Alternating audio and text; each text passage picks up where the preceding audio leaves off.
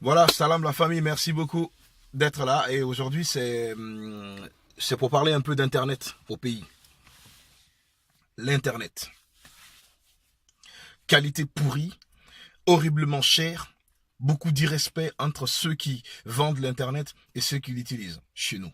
Un pays aussi pauvre comme le nôtre. Un pays où euh, les gens sont dans la misère totale. Un pays où les gens vivent avec moins d'1 dollar par jour. Un pays où, comment dirais-je, certes, tout le monde aujourd'hui a un téléphone portable. Et les gens, les téléphones, vous voyez, inintelligents, tendent à complètement disparaître. Ou pratiquement, tout le monde a au moins un téléphone intelligent. L'Internet continue d'être un luxe en Guinée. Oui, je dis que c'est un luxe. Ce n'est pas parce que tous les jours, ce n'est pas parce que tout le monde, chaque Guinéen aujourd'hui arrive à utiliser Internet au moins une fois par, pratiquement, au moins, en tout cas dans les grandes villes, une fois par jour, que ce n'est pas encore un luxe. Le prix que ça coûte en fait quelque chose de luxueux encore chez nous. Pourquoi je dis le prix que c'est? Parce que d'aucuns viendraient me répondre là-dessus en disant ah ouais, mais Internet aujourd'hui en Guinée, même avec 2000 francs, c'est-à-dire environ 2 centimes d'euros, vous pouvez vous connecter à Internet. Mais il finit dans combien de temps? Il file comment? Il vous permet de faire quoi avec? Il vous permet d'aller où avec? Vous ouvrez un lien, un seul lien, avec un pass de 2000 balles. Vous ouvrez un ou deux liens, vous n'avez plus d'Internet. À part Facebook, allez sur Facebook. Et ça aussi, faut pas trop afficher les photos. Faut juste lire les titres des gens. Vous affichez les photos, vous affichez une ou deux fois une vidéo, même si vous ne la lisez pas complètement, ou vous suivez le direct de quelqu'un. Même si vous ne terminez pas le direct, c'est fini, vous n'avez plus de passe. Quand est-ce que l'arnaque va cesser chez nous? Quand est-ce l'État va faire en sorte que les Guinéens, les consommateurs d'Internet chez nous, soient vraiment protégés? Moi, j'ai un peu suivi, si vous voulez, tout ce processus. Vers fin 2012, début 2013, je crois, les premiers téléphones portables ont commencé à être en Guinée, avec les Malaisiens, à la Sotelguy et tout. Au début, oui, c'était pas mal marrant. Les gens prenaient des abonnements avant que les prépayés n'arrivent et tout.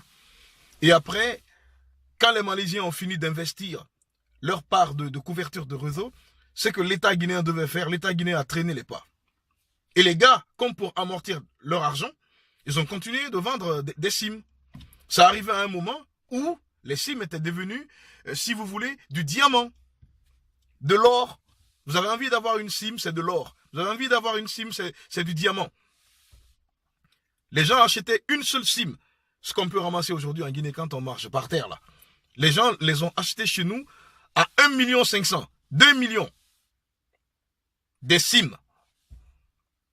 Et en plus, qu'on continuait de vendre alors qu'on savait que plus, à un moment donné, plus on en vendait, plus le réseau devenait impossible. Il y en a qui prenaient leur voiture, ils changeaient de quartier pour pouvoir joindre des gens. Dans le même pays. Ça, c'est passé. Ariba est arrivé. Ils ont arnaqué les Guinéens pendant combien de temps? Moi, je dis, ils ont arnaqué les Guinéens. Ils ont arnaqué les Guinéens parce que c'est eux-mêmes qui l'ont reconnu. J'explique. Quand Ariba est arrivé, qu'est-ce qui s'est passé? Ils ont vendu la SIM avec beaucoup d'unités dedans à environ 200 et quelques mille. D'accord, il n'y a pas de souci. Donc, il y avait 74 000, je pense bien, le prix de la SIM. Puis, le reste, c'était des crédits de consommation. Mais qu'est-ce qui s'est passé? Quand ça finissait que vous achetiez des crédits, d'ailleurs, déjà, ça commençait avec ce premier lot de crédits que vous aviez. Vous appelez quelqu'un, dès la première seconde, c'était 400 balles. 400 francs guinéens. Donc moi, je t'appelle, je parle avec toi, jusqu'à 59 secondes. Le temps d'enlever le téléphone de l'oreille, de bien regarder l'écran et d'appuyer sur le bouton pour arrêter l'appel, je suis à 1 minute, 1 seconde. Vous savez, ça coûte combien? 800 balles. Parce que la deuxième minute venait d'être entamée à partir de la première seconde. Les Guinéens ont mis combien de temps dans ça? C'est-à-dire, 1 seconde entamée est 1 seconde qui est considérée comme 1 minute entière. Et on vous prenait 800 balles. Il a fallu que Lansana Kouyaté arrive et que dans ce gouvernement, des cerveaux réfléchissent. Tonton Justin s'est retrouvé au ministère de la Communication. des mesures ont été prises et il y a des efforts qui ont été effectués en ce qui concerne la politique de facturation par cadence. Et MTN a avoué, même pas MTN, Ariba à l'époque, a avoué son arnaque sur le peuple de Guinée. Il y a une publicité que beaucoup de gens ont entendue. Et qu'est-ce qui a été dit dans cette publicité? Désormais, vous ne payez que ce que vous consommez. Ah donc, avant, les gens consommaient payaient ce qu'ils ne consommaient pas. Bref, on est passé. Orange est arrivé. Donc la pression, la concurrence, les Guinéens étaient contents.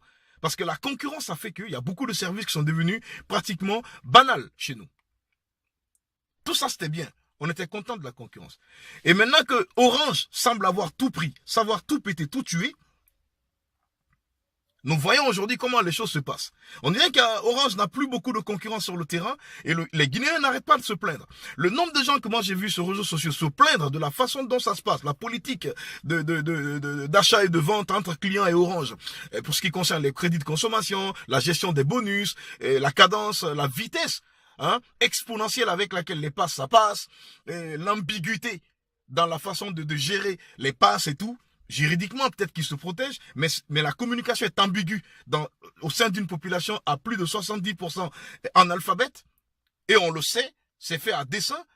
Ça ne fait qu'appauvrir le Guinéen alors qu'il ne jouit pas de l'Internet. Moi, ce qui me fait mal, le premier portable en Guinée est arrivé, le premier portable en Guinée.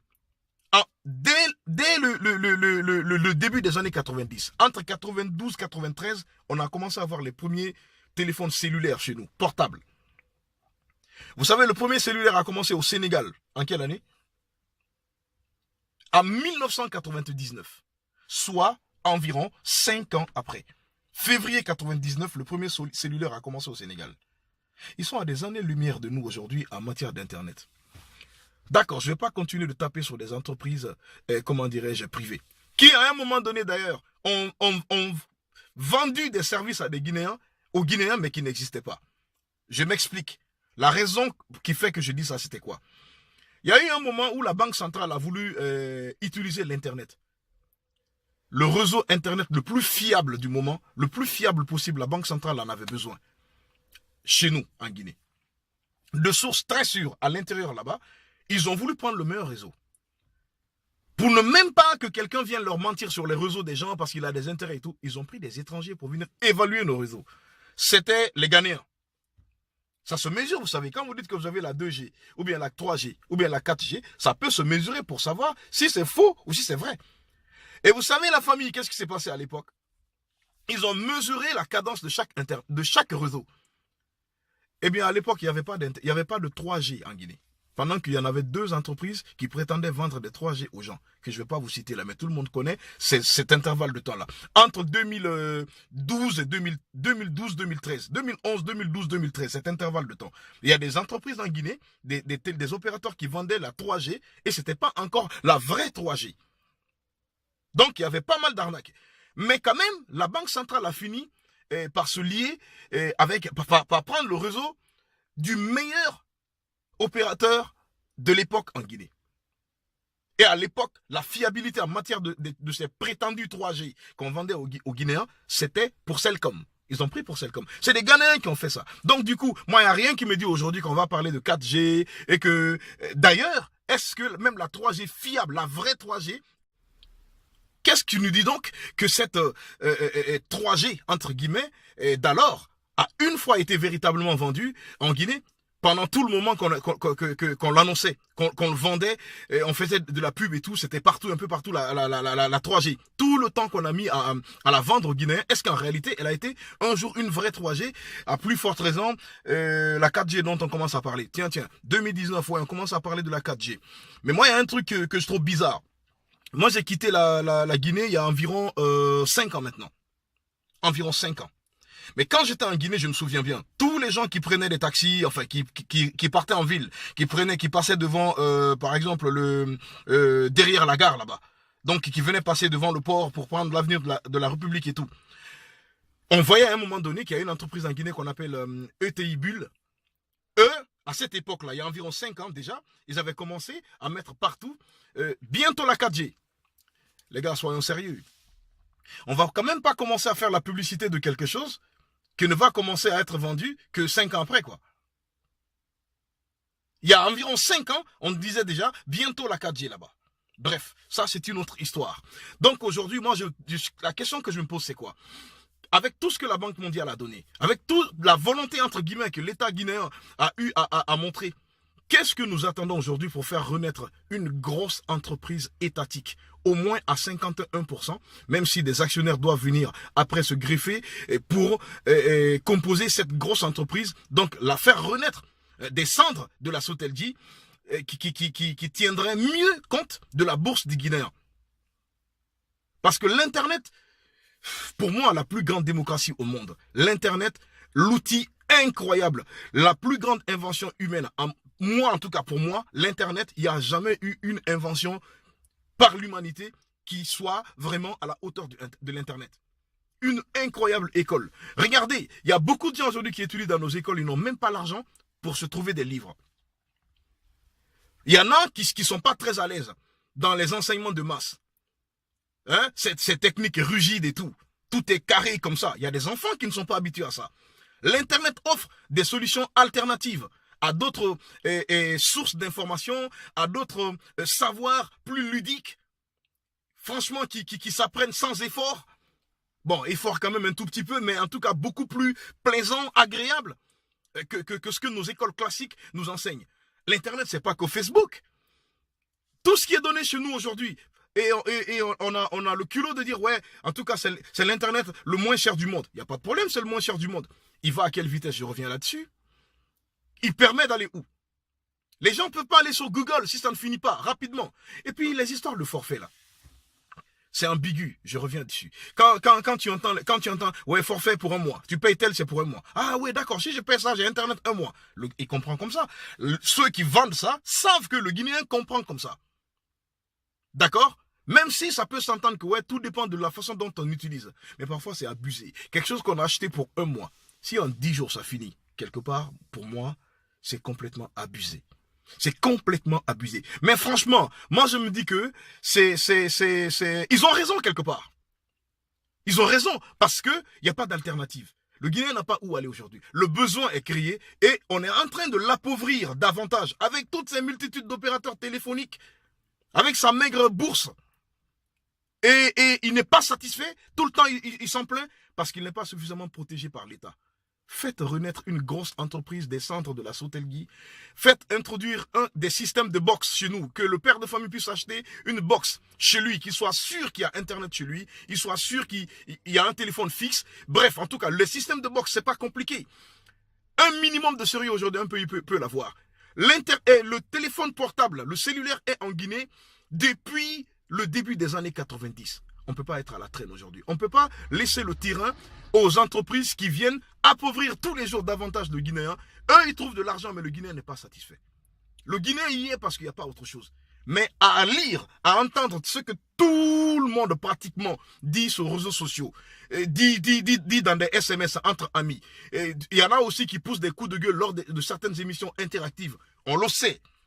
Au regard de tout ça, globalement, les gens ne sont pas satisfaits. Moi, je pense qu'aujourd'hui, j'espère, parce qu'il paraît qu'en Guinée aujourd'hui, tout est en train d'attendre les grands barrages qu'on est en train de construire. J'espère que quand ça finira, cela sera bien tenu compte qu'une grosse entreprise, une grosse société nationale avec des actionnaires d'accord, parce que c'est plus prudent et c'est plus sérieux, et c'est plus prudent, je reviens sur le premier mot, renaîtra donc sur les cendres, des cendres de la Sotelji pour mettre une incroyable concurrence, franchement, sur les entreprises privées qui aujourd'hui cherchent à s'éliminer entre elles.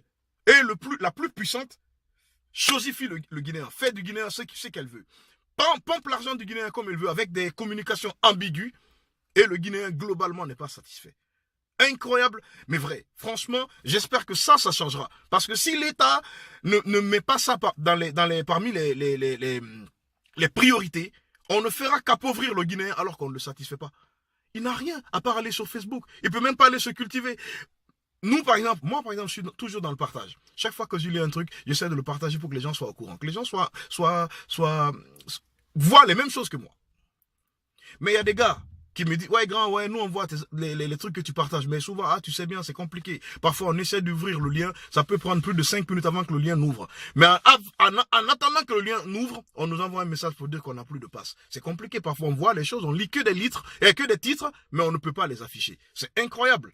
Il faut que ça change, ces choses-là, ça paraît être un jeu, mais non. Aujourd'hui, le monde dépend de l'Internet, et le Guinéen ne doit pas être à la traîne par rapport à ça. C'est pas que Facebook, l'Internet. Wassalam la famille.